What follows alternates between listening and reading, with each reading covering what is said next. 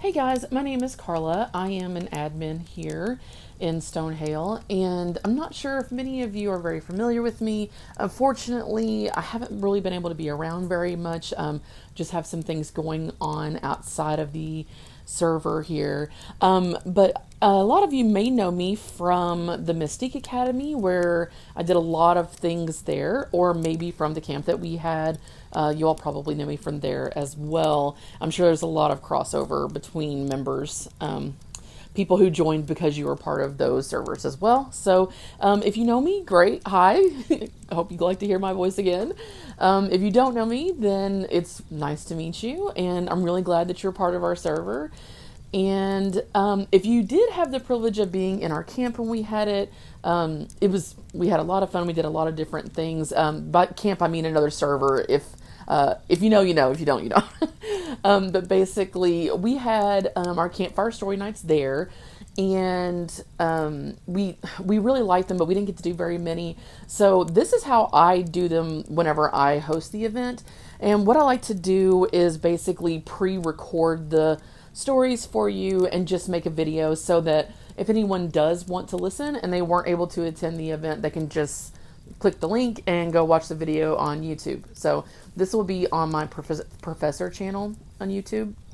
And on that channel, you can find some other classes that I had done if you want to go see them. But I'm telling you that to tell you this, that there is another video on my professor channel that was from our last campfire story nights that I did in the camp, not here. I didn't do the first event here in this server.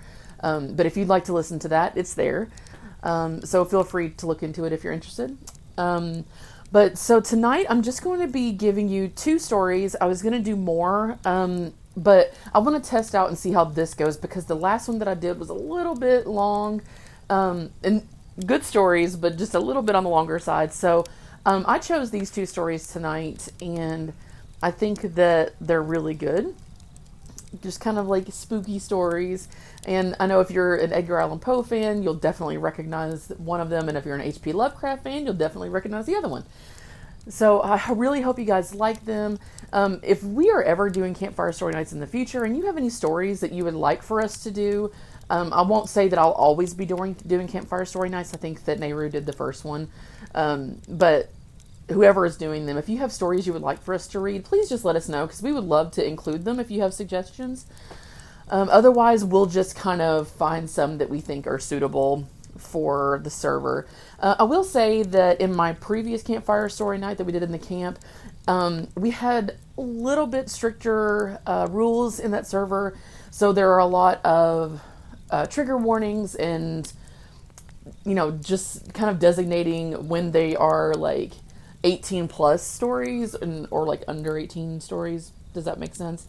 I didn't do that with this video just because we're a little bit more lax on that. So you won't find that there in this video. But I will say, subject matter wise, I would suggest maybe a mature audience.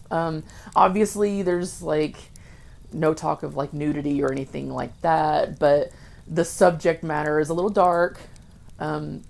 It is Edgar Allan Poe and H.P. Lovecraft, so a little on the darker side, but it's nothing that like is going to give you nightmares or anything. Like it's just a little on the spooky side. So, anyways, so I hope you all enjoy. Let us know if you have any suggestions for the future, or if you really like these campfire story nights, then maybe we could add more to the schedule. Just let us know what you like, or if there are other events you'd like to do, let us know about that too. So with that, let's go ahead and dive right into the first story. Hope you guys enjoy.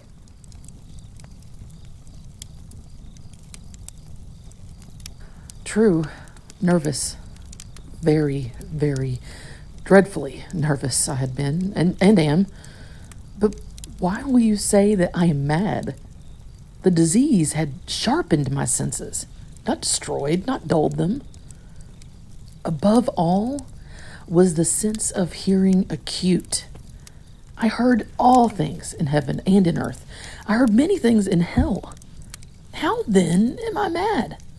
Hearken and observe how healthily, how calmly I can tell you the whole story. It is impossible to say how first the idea entered my brain, but once conceived, it haunted me day and night. Object There was none. Passion, there was none. I loved the old man. He had never wronged me, never given me insult. For his gold, I had no desire. I think it was his eye. Yes, it was this. He had the eye of a vulture, a pale blue eye with a film over it. Whenever it fell upon me, my blood ran cold. And so, by degrees, very gradually, I made up my mind to take the life of the old man and thus rid myself of this eye forever. Now, this is the point. You fancy me mad. Mad men know nothing. But you should have seen me. You should have seen how wisely I proceeded, with what caution, with what foresight, with what dissimulation I went to work. I was never kinder to the old man than during the whole week before I killed him. And every night, about midnight, I turned the latch of his door and opened it, oh, so gently. And then, when I had made an opening sufficient for my head, I put in a dark lantern, all closed, that no light shone out, and then I thrust my head in. Oh, you would have laughed to see how cunningly I thrust it in. I moved it slowly, very, very slowly, so that I might not disturb the old man's sleep. It took me an hour to place my whole head within the opening, so far that I could see him lay upon his bed. Would a madman have been so wise as this? And then, when my head was well in the room, I undid the lantern, cautiously. Oh, so cautiously, because the hinges creaked. I undid it just so much that a single thin ray fell upon the vulture eye. And this I did for 7 long nights, every night just at midnight. But I found the eye always closed. And so it was impossible to do the work, for it was not the old man who vexed me, but his evil eye. And every morning, when the day broke, I went boldly into the chamber and spoke courageously to him, calling him by name in a hearty tone, and inquiring how he passed the night. So, you see, he would have been a very profound old man indeed to suspect that every night, just at 12, I looked in upon him while he slept. Upon the 8th night, I was more than usually cautious in opening the door. A watch's minute hand moves more quickly than did mine. Never before that night had I felt the extent of my own powers, of my sagacity. I could scarcely contain my feelings of triumph. To think that there I was, opening the door little by little, and he did not even to dream of my secret deeds or thoughts. I fairly chuckled at the idea, and perhaps he heard me, for he moved on the bed suddenly as if startled. Now, you may think that I drew back, but no. His room was black as pitch with the thick darkness, for the shutters were closed fastened through fear of robbers. So I knew that he could not see the opening of the door. And I kept pushing it on, steadily. I had my head in and was about to open the lantern when my thumb slipped upon the tin fastening, and the old man sprang up in bed, crying out, "Who's there?" Who's there? I kept quite still and said nothing. For a whole hour I did not move a muscle. And in the meantime, I did not hear him lie down. He was still sitting up in the bed, just listening, just as I have done night after night, hearkening to the death watches in the wall. Presently, I heard a slight groan, and I knew it was the groan of mortal terror. It was not a groan of pain or of grief. Oh, no.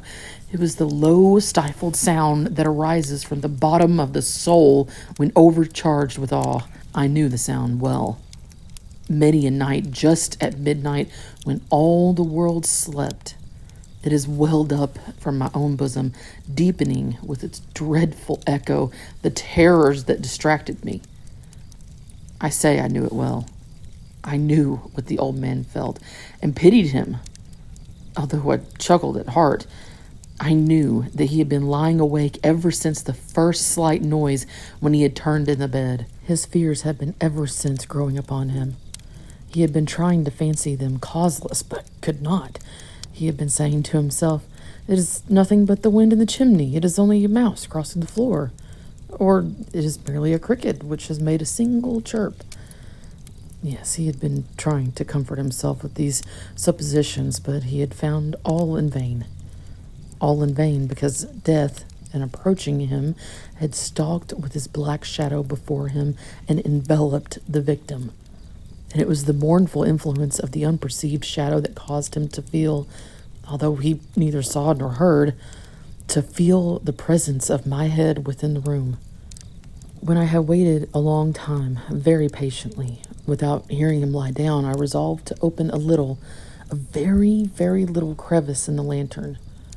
So I opened it. You cannot imagine how stealthily, until at length a single dim ray, like the thread of a spider, shot from out the crevice and fell full upon the vulture eye. It was open, wide open, and I grew furious as I gazed upon it. I saw it with perfect distinctness, all a dull blue, with a hideous veil over it that chilled the very marrow in my bones, but I could see nothing else in the old man's face or person, for I had directed the ray as if by instinct precisely upon the damned spot. And have I not told you that what you mistake for madness is but over acuteness of the sense? Now, I say, there came to my ears a low, dull, quick sound, such as a watch makes when enveloped in cotton. I knew that sound well, too. It was the beating of the old man's heart. It increased my fury as the beating of a drum stimulates the soldier into courage. But even yet, I refrained and kept still. I scarcely breathed. I held the lantern motionless. I tried how steadily I could maintain the ray upon the eye. Meantime, the hellish tattoo of the heart increased. It grew quicker and quicker and louder every instant. The old man's terror must have been extreme. It grew louder, I say louder every moment. Do you mark me well? I've told you that I'm nervous. So I am. And now, at the dead hour of the night, amid the dreadful silence of that house, so strange a noise as this excited me to uncontrollable terror. Yet, for some minutes longer, I refrained and stood still, but the beating grew louder. I thought the heart must burst. And now, a new sense of anxiety seized me. The sound would be heard by a neighbor. The old man's hour had come. With a loud yell, I threw open the lantern and leaped into the room. He shrieked once only. In an instant, I dragged him to the floor and pulled the heavy bed over him. I then smiled gaily to find the deed so far done, but for many minutes, the heart beat on with a muffled sound. This, however, did not vex me. It would not be heard through the wall. At length, it ceased. The old man was dead. I removed the bed and examined the corpse. Yes, he was stone dead. I placed my hand upon the heart and held it there many minutes, but there was no pulsation. He was stone dead. His eye would trouble me no more. If you still think me mad, you will think so no longer when I describe the wise precautions I took for the concealment of the body. The night waned, and I worked hastily, but in silence. First of all, I dismembered the corpse.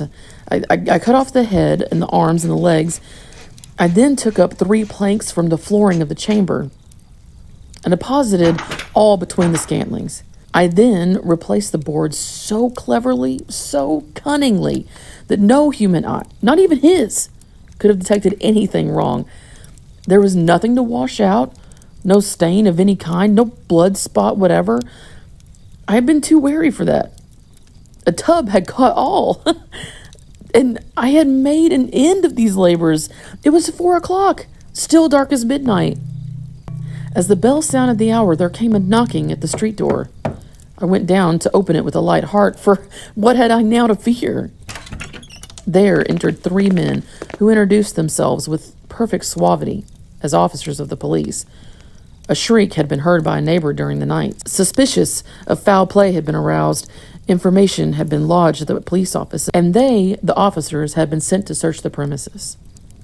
I smiled, for what had I to fear? I bade the gentleman welcome. The shriek, I said, was my own in a dream. The old man, I mentioned, was absent in the country. I took my visitors all over the house. I bade them search well. I led them at length to his chambers. I showed them his treasures, secure, undisturbed. In the enthusiasm of my confidence, I brought chairs into the room and desired them here to rest from their fatigues, while I myself, in the wild audacity of my perfect triumph, placed my own seat upon the very spot beneath which reposed the corpse of the victim. The officers were satisfied. My manner had convinced them. I was singularly at ease. They sat, and while I answered cheerily, they chatted of familiar things. But ere long, I felt myself getting pale and wished them gone. My head ached, and I fancied a ringing in my ears, but still they sat and still chatted. The ringing became more distinct. It continued and became more distinct. I talked more freely to get rid of the feeling, but it continued and gained definiteness, until, at length, I found that the noise was not within my ears. No doubt I now grew very pale, but I talked more fluently and with a heightened voice, yet the sound increased. What could I do? It was a low, dull, quick sound, much such a sound as a watch makes when enveloped in cotton. I gasped for breath, and yet the officers heard it not. I talked more quickly, more vehemently, but the noise steadily increased. I arose and argued about trifles in a high key and with violent gesticulations, but the noise steadily increased. Why would they not be gone? I paced the floor to and fro with heavy strides, as if excited to fury by the observations of the men, but the noise steadily increased. Oh God, what could I do? I foamed, I raved, I swore. I swung the chair upon which I had been sitting and grated it upon the boards, but the noise arose over all and continually increased. It grew louder, and still the men chatted pleasantly and smiled. Was it possible they heard not? Almighty God! No, they heard. They suspected. They knew. They were making a mockery of my horror. This I thought, and this I think, but anything was better than this agony. Anything was more tolerable than this derision. I could bear those hypocritical smiles no longer. I felt that I must scream or die, and now, again, hark! Louder! Villains! I shrieked. Dissemble no more. I admit the deed. Tear up the blanks. Here. It is the beating of his hideous heart.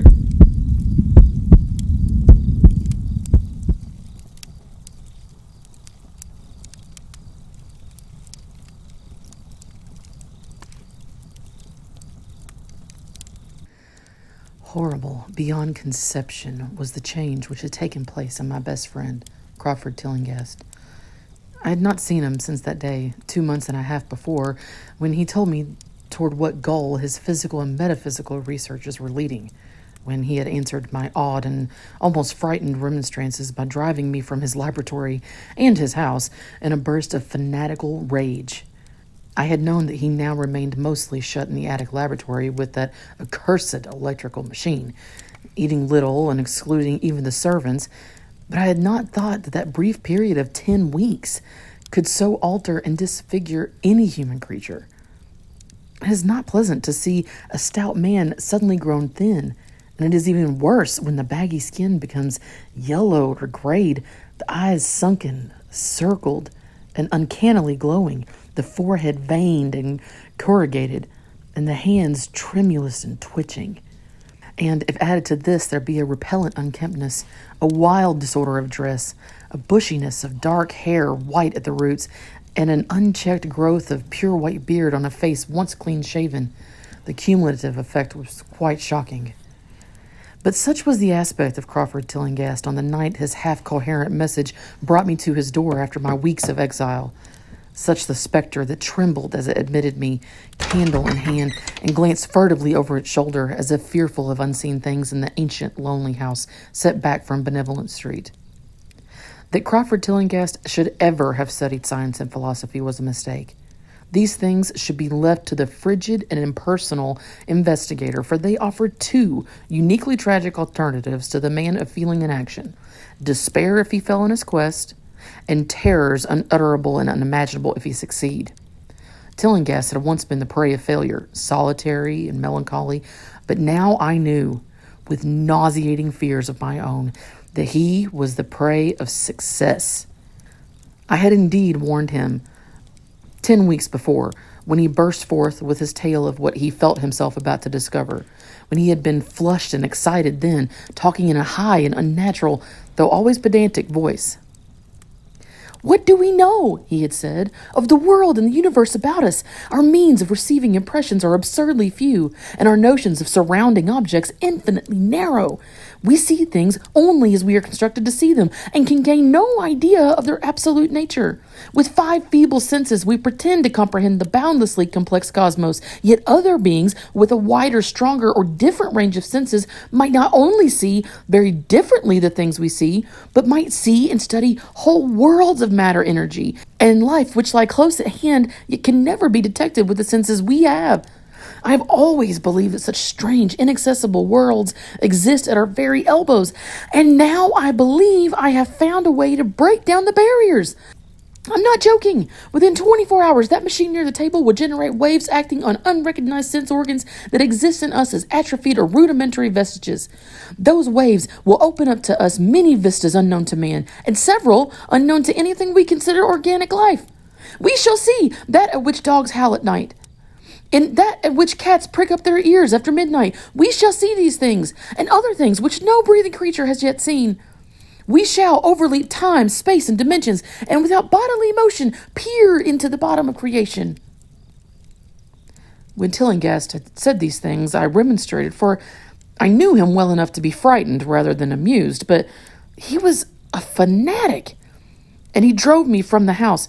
Now, he was no less a fanatic, but his desire to speak had conquered his resentment, and he had written me imperatively in a hand I could scarcely recognize. As I entered the abode of the friend so suddenly metamorphosed to a shivering gargoyle, I became infected with a terror which seemed stalking in all the shadows. The words and beliefs expressed 10 weeks before seemed bodied forth in the darkness beyond the small circle of candlelight, and I sickened at the hollow, altered voice of my host. I wished the servants were about, and did not like it when he said they had all left 3 days previously. It seemed strange that old Gregory, at least, should desert his master without telling as tried a friend as I. It was he who had given me all the information I had of Tillinghast after I was repulsed in rage. Yet I soon subordinated all my fears to my growing curiosity and fascination. Just what Crawford Tillinghast now wished of me, I could only guess. But he had some stupendous secret or discovery to impart, I could not doubt. Before I had protested his unnatural pryings into the unthinkable. Now that he had evidently succeeded to some degree, I almost shared his spirit. Terrible though the cost of victory appeared. Up through the dark emptiness of the house, I followed the bobbing candle in the hand of this shaking parody of man. The electricity seemed to be turned off, and when I asked my guide, he said it was for a definite reason. It would be too much. I would dare not, he continued to mutter. I especially noticed his new habit of muttering, for it was not like him to talk to himself.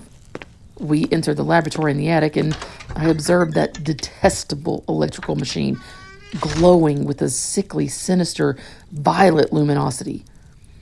It was connected with a powerful chemical battery, but seemed to be receiving no current, for I recalled that in its experimental stage it had sputtered and purred when in action. In reply to my question, Tillinghast mumbled that this permanent glow was not electrical in any sense that I could understand. He now seated me near the machine so that it was on my right, and turned a switch somewhere below the crowning cluster of glass bulbs. The usual sputtering began, turned to a whine, and terminated in a drone so soft as to suggest a return to silence. Meanwhile, the luminosity increased, waned again, then assumed a pale color, or blend of colors, which I could neither place nor describe. Tillinghast had been watching me and noted my puzzled expression. "Do you know what that is?" he whispered. "That is ultraviolet." He chuckled oddly at my surprise. "You thought ultraviolet was invisible. And so it is, but you can see that and many other invisible things now. Listen to me. The waves from that thing are waking 1,000 sleeping senses in us, senses that we inherit from eons of evolution, from the state of detached electrons to the state of organic humanity. I have seen truth, and I intend to show it to you. Do you wonder how it will seem? I will tell you." Here, Tillinghast seated himself directly opposite me, blowing out his candle and staring hideously into my eyes. "Your existing sense organs, ears first, I think, will pick up many of the impressions, for they are closely connected with the dormant organs. Then there will be others. Have you heard of the pineal gland?" I laugh at the shallow endocrinologist, fellow dupe and fellow parvenu of the Freudian. That gland is the great sense organs of organs. I have found out. It is like sight in the end and transmits visual pictures to the brain. If you are normal, that is the way you ought to get most of it. I mean, you get most of the evidence from beyond. I looked about the immense attic room with the sloping south wall, dimly lit by rays which the everyday eye could not see. The far corners were all shadows, and the whole place took on a hazy reality which obscured its nature and invited the imagination to symbolism and phantasm. During the interval that Tillinghast was silent, I fancied myself in some vast and incredible temple of long-dead gods, some vague edifice of innumerable black stone columns reaching up from the floor of damp slabs to a cloudy height beyond the range of my vision. The picture was so very vivid for a while, but gradually gave way to a more horrible conception, that of utter, absolute solitude and infinite, sightless, soundless space. There seemed to be a void and nothing more. And I felt a childish fear which prompted me to draw from my hip pocket the revolver I always carried after dark since the night I was held up in East Providence. Then, from the farthermost regions of the remoteness, the sound softly glided into existence. It was infinitely faint, subtly vibrant, and unmistakably musical, but held a quality of surpassing wildness which made its impact feel like a delicate torture of my whole body. I felt sensations like those one feels when accidentally scratching ground glass. Simultaneously, there developed something like a cold draught, which apparently swept past me from the direction of the distant sound. As I waited breathlessly, I perceived that both sound and wind were increasing, the effect being to give me an odd notion of myself as tied to a pair of rails in the path of a gigantic approaching locomotive. I began to speak to Tillinghast, and as I did so, all the unusual impressions abruptly vanished. I saw only the man, the glowing machine, and the dim apartment. Tillinghast was grinning repulsively at the revolver which I had almost unconsciously drawn, but from his expression, I was sure he had seen and heard as much as I, if not a great deal more.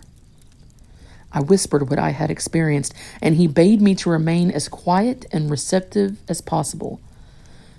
"Don't move," he cautioned, "for in these rays we are able to be seen as well as to see. I told you the servants left, but I didn't tell you how. It was that thick-witted housekeeper. She turned on the lights downstairs after I warned her not to, and the wires picked up sympathetic vibrations. It must have been frightful. I could hear the screams up here in spite of all I was seeing and hearing from another direction, and later it was rather awful to find those empty heaps of clothes around the house. Mrs. Updike's clothes were close to the front hall switch. That's how I know she did it. It got them all. So as long as we don't move, we're fairly safe. Remember, we're dealing with a hideous world in which we are all practically helpless. Keep still! The combined shock of the revelation and of the abrupt command gave me a kind of paralysis. And in my terror, my mind again opened to the impressions coming from what Tillinghast called beyond. I was now in a vortex of sound and motion with confused pictures before my eyes. I saw the blurred outlines of the room, but from some point in space, there seemed to be pouring a seething column of unrecognizable shapes or clouds, penetrating the solid roof at a point ahead and to the right of me. Then I glimpsed the temple-like effect again, but this time, the pillars reached up into an aerial ocean of light, which sent down one blinding beam along the path of the cloudy column I'd seen before.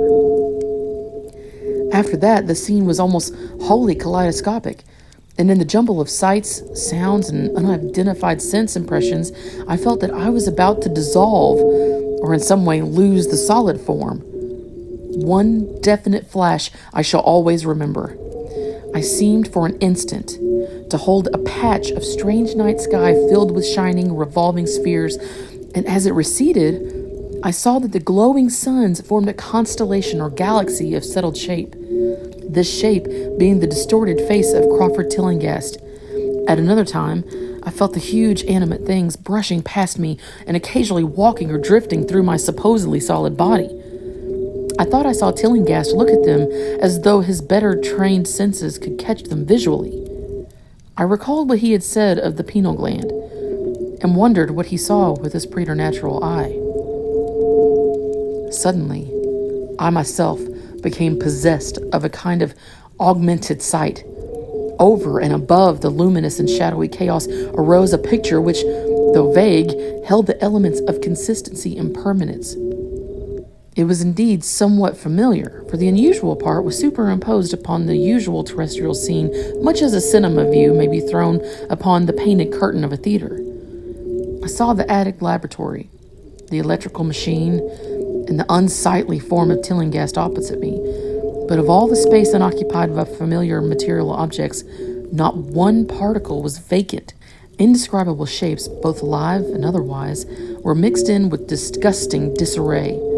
And close to every known thing were whole worlds of alien, unknown entities. It likewise seemed that all the known things entered into the composition of other unknown things, and vice versa. Foremost among the living objects were great inky jellyfish monstrosities which flabbily quivered in harmony with the vibrations from the machine. They were present in loathsome profusion, and I saw to my horror that they overlapped, that they were semi-fluid and capable of passing through one another and through what we know as solids. These things were never still, but seemed ever floating about with some malignant purpose. Sometimes they appeared to devour one another, the attacker launching itself at its victim and instantaneously obliterating the latter from sight.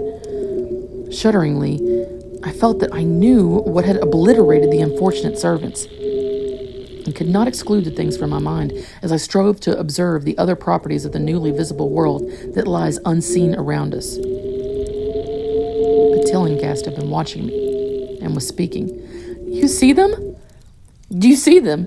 You see the things that float and flop around you and through you every moment of your life?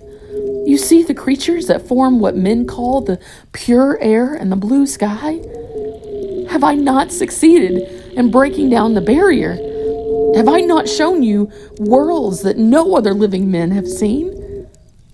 I heard him scream through the horrible chaos and looked at the wild face thrust so offensively close to mine.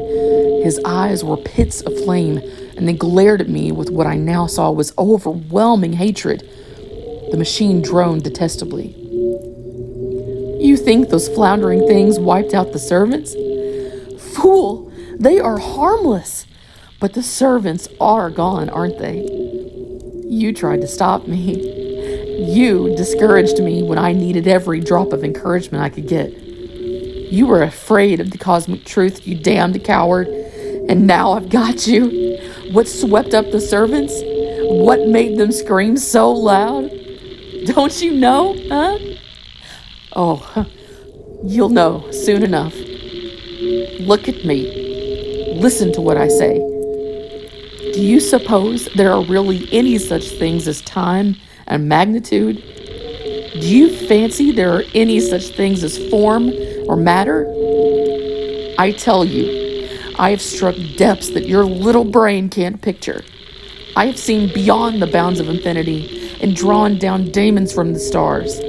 I have harnessed the shadows that stride from world to sow death and madness. Space belongs to me. Do you hear? Things are hunting me now. The things that devour and dissolve. But I know how to elude them. It is you they will get, as they got the servants. Stirring, dear sir? I told you it was dangerous to move. I have saved you so far by telling you to keep still. Saved you to see more sights and to listen to me. If you had moved, they would have been at you long ago. Don't worry. They won't hurt you. They didn't hurt the servants. It was seeing that made the poor devil scream so.